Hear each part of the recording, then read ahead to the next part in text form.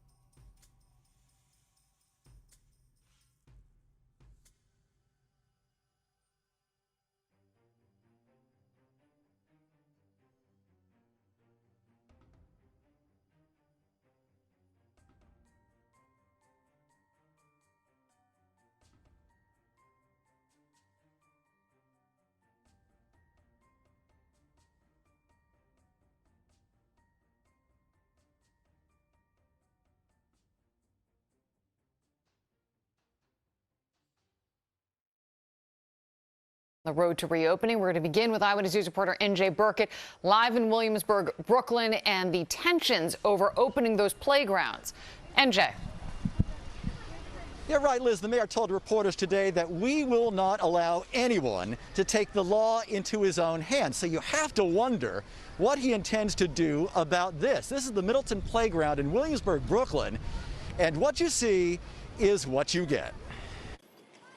The playgrounds of Williamsburg are teeming with children tonight. Kids on bikes, kids on slides, and happy young mothers with a place to take them.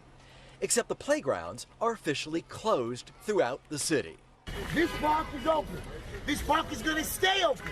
Community activists are breaking the locks and chains in several parks in Brooklyn's ultra-Orthodox neighborhoods.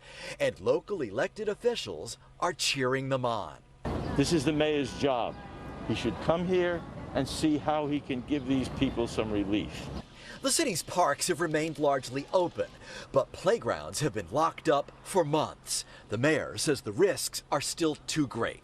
So I understand people's frustrations, but if folks act prematurely and that causes the disease to start spreading again, then that's the kind of thing that will undermine our ability to get to phase 2 and stay in phase 2. Some residents say he's right. Would you let your children play in the park? Not if it's closed. If you're not allowed, you're not allowed. I mean, the rules go for everybody.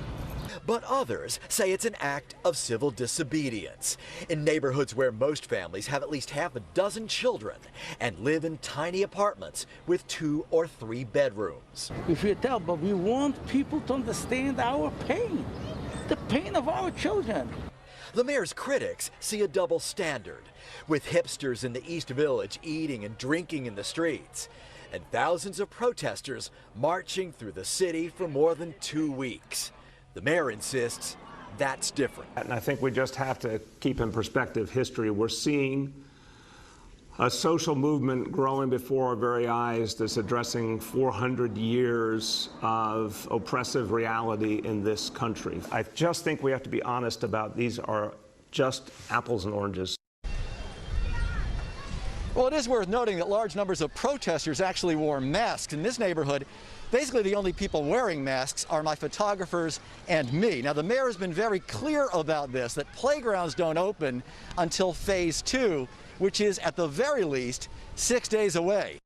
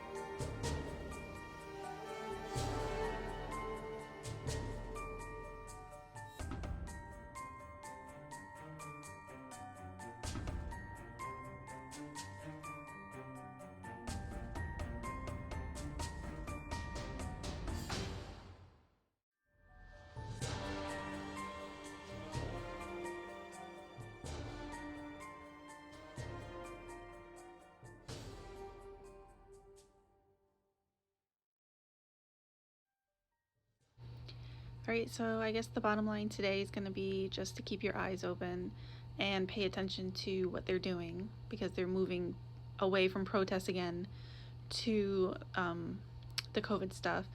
But if you check my last video, it was about how they're going to come for a gun grab next. So I see that that's probably going to be coming on July 4th or 5th.